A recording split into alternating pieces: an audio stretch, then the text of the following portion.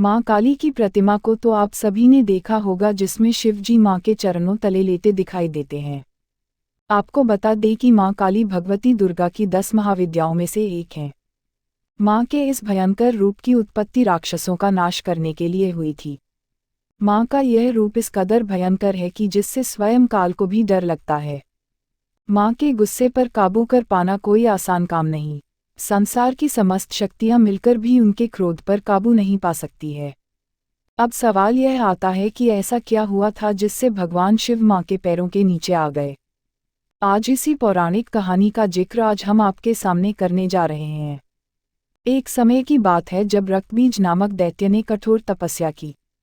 फलस्वरूप उसे वरदान मिला कि उसके शरीर से खून की एक भी बूंद जब धरती पर गिरेगी तो उससे सैकड़ों की संख्या में दैत्यों की उत्पत्ति होगी। अपनी इस शक्ति का प्रयोग कर वह निर्दोषों को सताने लगा, अपनी मनमानी करने लगा। तीनों लोकों पर उसने अपना आतंक मचा दिया। उसने देवताओं को युद्ध के लिए ललकारा।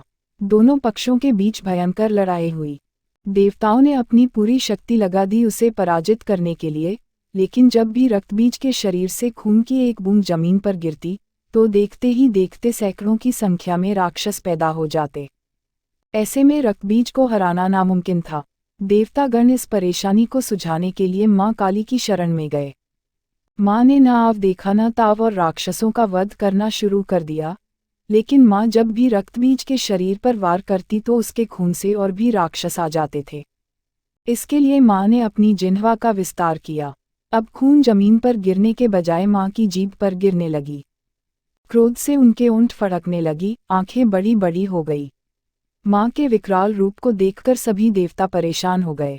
उन्हें शांत करना किसी के बस की बात नहीं थी। दानवों की लाशें बिछने लगी। मां को शांत करने के लिए देवतागण शिव जी के शरण में गए। भगवान शिव ने मां काली को शांत करने का भरसक प्रयास किया, लेकिन बात नहीं बनी। अंत में शिव जी उनके मार्ग पर लेट गए और जब मां के पैर उन पर पड़ी तो मां चौंक गई। उनका गुस्सा बिल्कुल शांत हो गया। वीडियो देखने के लिए धन्यवाद। कृपया लाइक और सब्सक्राइब करें।